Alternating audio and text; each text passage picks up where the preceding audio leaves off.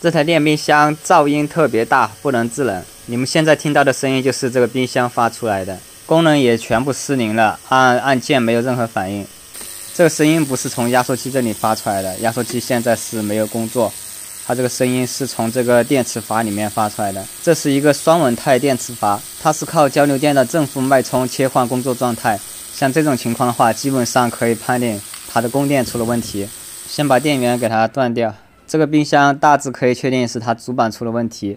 这种电磁阀工作的时候，它不是一直有供电的，是每过一段时间，主板会给它发送一个脉冲信号，一直有供电就会出现这种情况。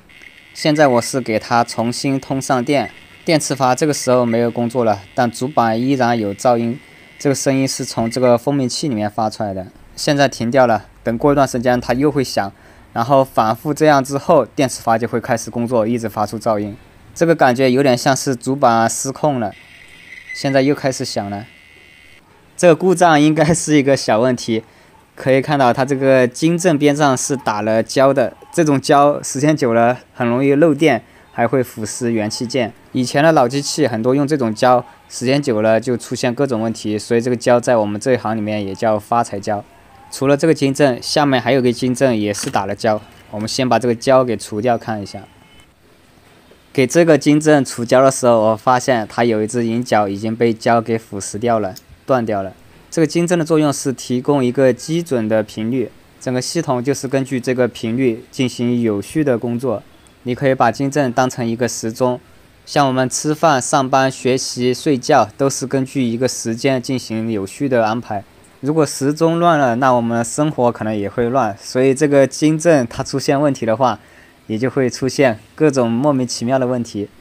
这个晶振的引脚还好没有全部腐蚀掉，我找了一个其他元件把它的引脚焊到上面了。我估计这个装回去，机器就恢复正常了。这个晶振现在已经装回去了，我把另外一个晶振也处理了一下，把这边的胶全部清理干净了，不然时间久了可能这边也会被腐蚀。